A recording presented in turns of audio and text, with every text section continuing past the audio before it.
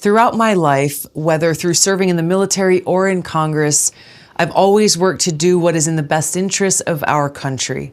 Not what's best for me politically, not what's best for my political party.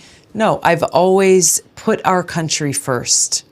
One may not always agree with my decisions, but everyone should know that I will always do what I believe to be right for the country that I love. So after doing my due diligence in reviewing the 658-page impeachment report, I came to the conclusion that I could not in good conscience vote either yes or no. I am standing in the center and decided to vote present. I could not in good conscience vote against impeachment because I believe President Trump is guilty of wrongdoing. I also could not in good conscience vote for impeachment because removal of a sitting president must not be the culmination of a partisan process fueled by tribal animosities that have so gravely divided our country. So when I cast my vote in support of the impeachment inquiry nearly 3 months ago, I said that in order to maintain the integrity of this solemn undertaking, it must not be a partisan endeavor. Tragically, that's what it has been. On the one side, the president's defenders are insisting that he has done nothing wrong. They agree with this absurd proclamation that his conduct was, quote unquote, perfect. They've abdicated their responsibility to exercise legitimate oversight and are instead blindly doing the bidding of their party's leader. On the other side, the president's opponents insist that if we do not impeach, our country will collapse into dictatorship. All but explicitly, they accuse him of treason. This extreme rhetoric was never conducive to an impartial fact-finding process. Now, the founders of our country made very clear their concerns about impeachment being a purely partisan exercise.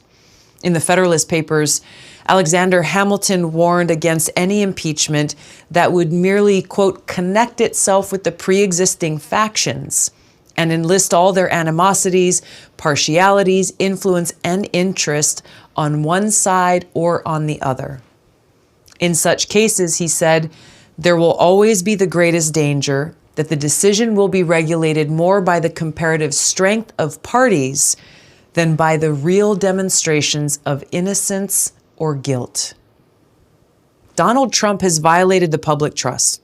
Congress must be unequivocal in denouncing the president's misconduct and stand up for the American people and our democracy. To this end, I've introduced a censure resolution that will send a strong message to this president and future presidents that their abuses of power will not go unchecked, while leaving the question of removing Trump from office to the voters to decide. I'm confident that the American people will decide to deliver a resounding rebuke of President Trump's innumerable improprieties and abuses, and they will express that judgment at the ballot box. That's the way real and lasting change has always occurred in this great country, through the forcefully expressed will of the people. A house divided cannot stand. Today, we are divided.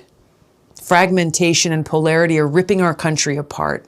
This breaks my heart and breaks the hearts of all patriotic Americans, whether we are Democrats, Republicans, or independents. So today, I come before you to make a stand for the center, to appeal to all of you, to bridge our differences and stand up for the American people. My vote today is a vote for much needed reconciliation and hope that together we can heal our country. Let's work side by side, seeking common ground to usher in a bright future for the American people and our country.